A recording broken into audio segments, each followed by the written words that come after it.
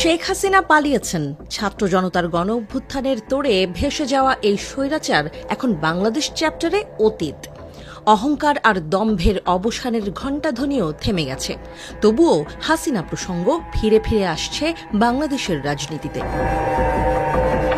কারণ বসে নেই দিল্লি, গোপন ষড়যন্ত্র জাল বোনা হচ্ছে। একের পর এক চক্রান্ত বাংলাদেশকে আক্রান্ত করার পায়তারা।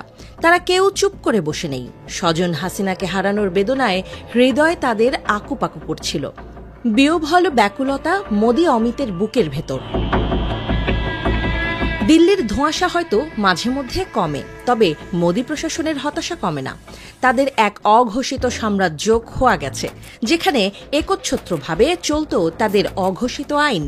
মোদিদের জন্যই হয়তো রবি ঠাকুর লিখে গেছেন এই লাইন, দিনগুলি মোর সোনার খাঁচায় রইল না রইল না, সেই যে আমার নানা রঙের দিনগুলি। সোনার খাঁচায় কয়লা পুড়ে দেয়া হাসিনাও এখন ভারতের গলার কাটা। ভারতও এখন আর তাকে রাখতে চাইছে না।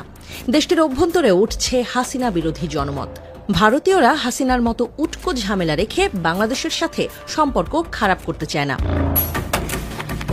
তবে নয়াদিল্লির একটা দোটানা আছে। তাদের অবস্থা এখন ভেতর বলে দূরে থাকুক, বাহির বলে আসুক না। দ্বিধা শিরোনামের গানের এই কথার মতোই। ভেতর হাসিনাকে উগড়ে ফেলে স্বস্তি পেতে চায়, তবে বাহির বা লোক দেখানো কৌশল হাসিনাকে বের করে দিতে দেয় না। ভারতের মনে খচখচানি, হাসিনাকে একবারে বিদায় করলে বাংলাদেশকে অস্থিতিশীল ও অশান্ত করার কোনো কৌশল বা ট্রাম্প কার্ড তো আর তাদের হাতে থাকবে না।